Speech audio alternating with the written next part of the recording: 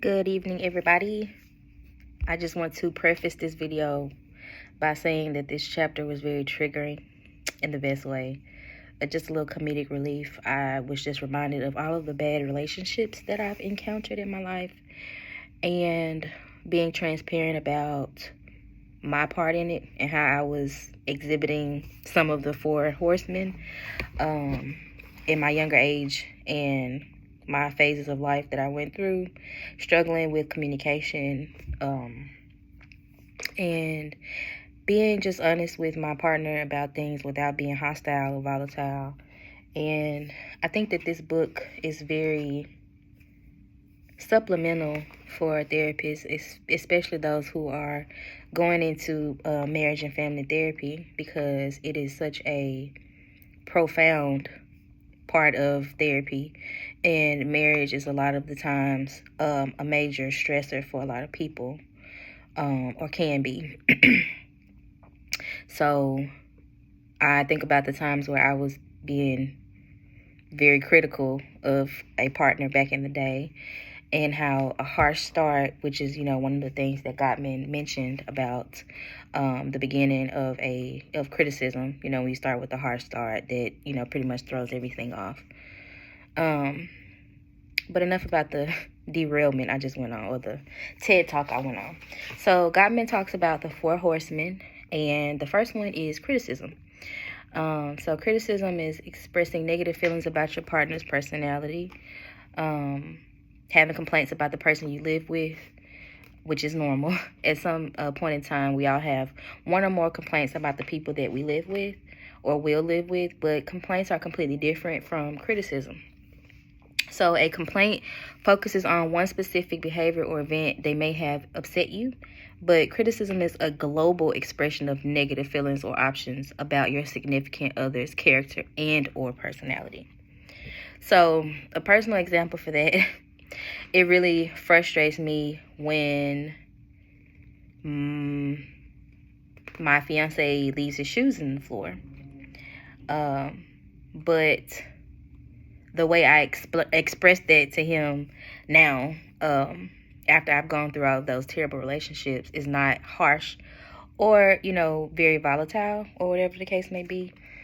I think it took me one time and I was just like, hey, babe, I almost broke my ankle. Can you just start taking your shoes off in there so I don't have to trip over them? I wasn't always that nice. But anyway, so in a counseling setting, I think a counselor could teach couples how to use I statements when they argue. Using I statements can take away the expression of negative feelings about your partner. And then the second one is contempt, or a sense of superiority over your partner. Feeling superior over your partner is a obvious sign of disrespect. In a relationship, you're supposed to be equals. Therefore, no one is superior over the other. Sarcasm, which we all are very familiar with and sometimes possibly use it on a day-to-day basis, is one of the forms of contempt. Other signs can be name calling, eye rolling, mockery, and hostile humor. When one or both partners are using any of these signs of contempt, it is basically impossible to resolve the problem, because I feel like facial expressions and mockery, that just pretty much amps up the the argument to begin with. If I'm trying to express myself to someone and they're just mocking me or not really taking me serious or being sarcastic in return, 9 times out of 10, I'm not going to be receptive to anything they say after that. Contempt comes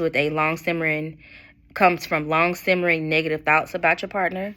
Belligerence is a close relative, and is a form of aggressive behavior that contains a threat or you provoking the other person.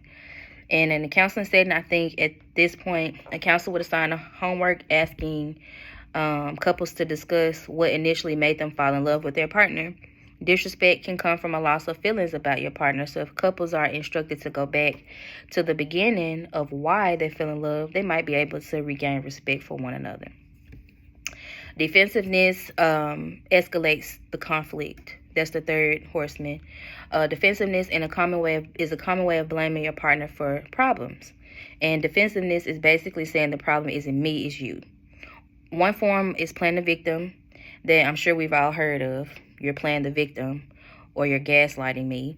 This is usually followed by some sort of whining. And then in a counseling setting, this may be a good time to record a couple fighting and let them watch it. At times, people can be defensive without noticing it, but being able to watch it back, they may become more cognizant of their defensiveness and how they make their partner feel. And the last one is stonewalling, or tuning the person out. I call it shutting down for short. Once criticism, content, and defensiveness kicks in, one partner will eventually just tune out the conversation. And that goes back to conversation styles and how people were raised as well. If I was raised around a lot of arguing and a lot of like walking off in the middle of an argument, then 9 times out of 10, I might do it as well. It doesn't always come from how you were raised, but I'm just speaking from personal experience.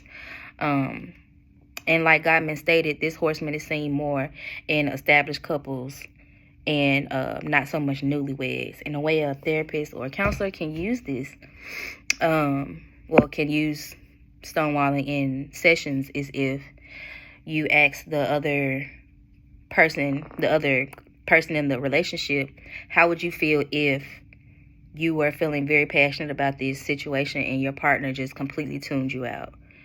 Was it their tone? Was it their body language? Like, what was it about it, and how can you do better moving forward? I hope y'all enjoyed my vlog. This is my first one. Very, very, very, very nervous. So give me some grace. I really appreciate it. And I look forward to doing more in the semester.